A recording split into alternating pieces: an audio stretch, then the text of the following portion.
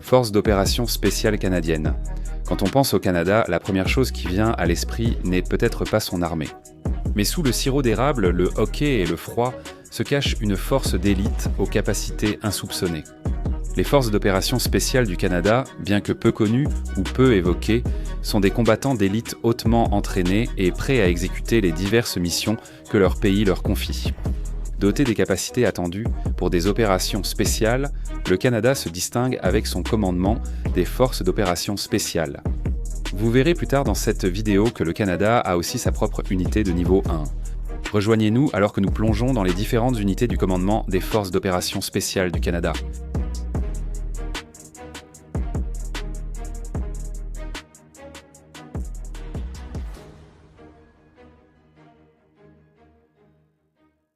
Vous connaissez peut-être toutes les forces d'opération spéciales de l'armée américaine, mais savez-vous ce que le Canada a à offrir dans le monde des opérations spéciales? Vous découvrirez qu'ils sont bien entraînés, hautement efficaces et utilisés dans tout le spectre du combat. La première unité que nous allons aborder est la très réputée Force opérationnelle interarmées. La Force opérationnelle interarmée 2 est l'unité d'élite de premier niveau du Canada. Comme beaucoup d'unités de premier niveau, la force d'observation et d'intervention mène surtout des opérations de contre-terrorisme national et international. Les membres de la force d'observation et d'intervention reçoivent une formation exigeante pour agir efficacement en situations stressantes. La force d'observation et d'intervention est experte en action directe, libération d'otages, reconnaissance spéciale, défense intérieure étrangère, sécurité rapprochée et autres missions majeures. Ils sont réputés pour leur professionnalisme et leur discrétion lors des opérations, travaillant avec d'autres unités d'élite comme Delta Force, l'équipe C, Air and Land 6 et le Special Air Service. La force d'observation et d'intervention, créée en 1993, a repris les missions de libération d'otages et d'antiterrorisme des équipes SIRT de la Gendarmerie royale du Canada. Après le 11 septembre, elle s'est engagée à l'international et a connu son premier rôle de combat hors du Canada. À ce jour, comme on peut s'y attendre, avec toute unité de premier ordre, la plupart des informations concernant la force d'observation et d'intervention 2 sont classifiées et le gouvernement du Canada ne commande pas ses activités. La prochaine unité dont nous allons parler est le Régiment des opérations spéciales du Canada. Le Régiment des opérations spéciales du Canada, créé en 2006, est une force jeune dans ce domaine.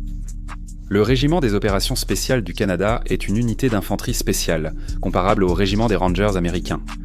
Il offre au Canada une force polyvalente et multimission, capable de produire des effets tant au niveau tactique que stratégique. Les principales compétences du Régiment des opérations spéciales du Canada sont la guerre, l'arsenal, la reconnaissance et l'action directe. Il peut effectuer des raids complexes, coopérer avec les armées étrangères, saisir des sites stratégiques et s'adapter à des environnements de sécurité changeants. Le Régiment des opérations spéciales du Canada fournit une force expéditionnaire robuste, flexible et à rente haut niveau de préparation, capable d'être déployée à l'étranger selon les besoins. Comme toute autre force spéciale, le Régiment des opérations spéciales du Canada dispose également de son propre personnel de soutien. Le personnel de soutien du Régiment des opérations spéciales du Canada est essentiel à son efficacité et travaille efficacement dans des conditions difficiles avec peu de supervision. Les membres du soutien du Régiment des opérations spéciales du Canada produisent constamment des résultats de haute qualité. Le Régiment des opérations spéciales du Canada recrute au sein de l'armée de terre, de la marine et de l'aviation du Canada. Une fois par an, pendant environ 10 jours, le Régiment des opérations spéciales du Canada recrute parmi ses services. Il existe 2 types de candidats, opérateurs ou membres du soutien. Chacun a ses critères. Les candidats au SEA-SOR devront endurer plusieurs mois d'exercices physiques et mentaux axés sur le combat et la survie. Les lauréats obtiennent le béret sable et sont affectés, selon leur catégorie, à une des 3 compagnies d'action directe, aux forces spéciales ou à la compagnie de soutien. Après le SEA-SOR, nous étudierons l'unité interarmée d'intervention du Canada et sa gouvernance. L'unité interarmée d'intervention du Canada fournit une réponse chimique, biologique, radiologique et nucléaire pour les missions des opérations spéciales. L'unité interarmée d'intervention du Canada est le 911 du pays pour le chimique, biologique, radiologique et nucléaire, mais n'est pas seulement dédié aux premiers intervenants. L'objectif principal de l'unité est de détecter, d'identifier et d'atténuer les risques chimiques, biologiques, radiologiques et nucléaires, puis de s'occuper ensuite des efforts de décontamination si cela s'avère nécessaire. L'unité collabore avec la Gendarmerie royale du Canada et l'Agence de la santé publique du Canada lors d'opérations chimiques, biologiques, radiologiques et nucléaires, Les 3 sections dans lesquelles cette unité est divisée sont la section d'échantillonnage et d'identification, la section de surveillance et la section de décontamination. Cette unité est également déployée à l'international. Ces déploiements sont généralement de courte durée et se produisent avec peu ou pas de préavis. D'autres forces de l'armée canadienne déploient leur expertise spécialisée à l'étranger, si besoin. Leur rythme et leur rapidité sont très élevés, bien plus exigeants que la plupart des spécialités militaires canadiennes. Les membres de cette unité hautement compétente consacrent une grande partie de leur temps à l'entraînement et à la formation. Comme dans CISO, les membres de cette unité sont opérateurs ou soutiens. Le processus de sélection pour intégrer cette unité est également rigoureux, et les candidats s'en suivent à un entraînement difficile, dont beaucoup abandonnent volontairement. Enfin, certains membres de cette unité sont aussi aptes à opérer avec la 2e force opérationnelle interarmée. L'unité suivante du commandement des forces d'opération spéciales du Canada est l'escadron d'aviation des opérations spéciales, 427. En résumé, le 427e EAOS pour le Canada équivaut au 160e SOAR aux États-Unis. Le 427 EAOS fournit des moyens d'aviation pour les opérations spéciales du Canada et, si besoin, aux forces conventionnelles. Cependant, contrairement au 160e SOR, il n'existe pas de sélection formelle attendue. Pour intégrer cette unité, le personnel se retrouve affecté à ce poste comme pour n'importe quelle autre affectation. L'absence de sélection ne remet cependant pas en cause ses capacités de reconnaissance. Elle reste essentielle pour soutenir la lutte antiterroriste, la reconnaissance spéciale, etc. Les aéronefs du 427e Special Operations Aviation Squadron peuvent embarquer des tireurs d'élite, offrir un appui-feu limité via des mitrailleuses et réaliser insertion ou extraction par corde lisse, rappel et vol stationnaire à basse altitude, en milieu rural, urbain et maritime. Ils utilisent notamment l'hélicoptère, cargo-hélicoptère 146 Griffon. Malgré sa riche histoire, cette unité n'étant devenue entité des opérations spéciales qu'en 2006.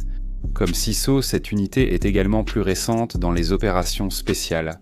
Mention honorable dans cette vidéo, le groupe des opérations tactiques navales.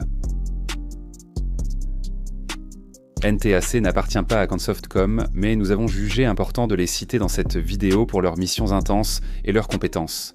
Le groupe des opérations tactiques navales, unité permanente de la Marine royale canadienne, est spécialisé dans les arraisonnements avancés en mer. Ces opérations incluent l'interdiction maritime, qui vise à intercepter des navires suspects pour empêcher le transport de cargaisons et matériels illicites en mer. Leurs missions secondaires sont la protection des forces, comme la protection des navires de la marine, des infrastructures et du personnel.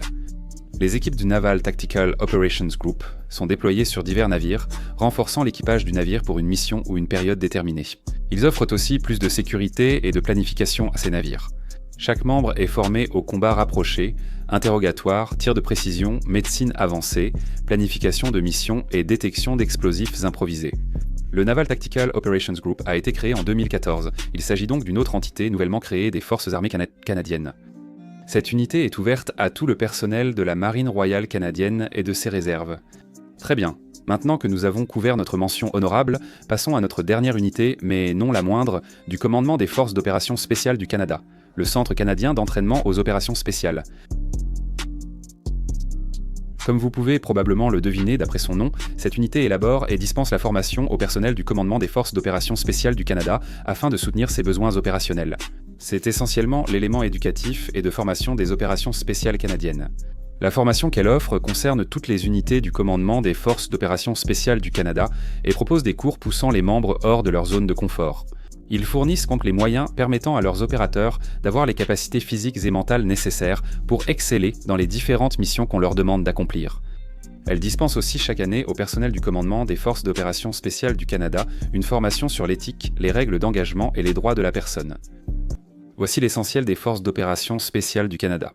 Si cette vidéo vous a appris quelque chose, mettez un j'aime et abonnez-vous. Merci de nous avoir regardés. Tu veux vraiment être ici, hein ? Merci à nos membres YouTube et mécènes Patreon.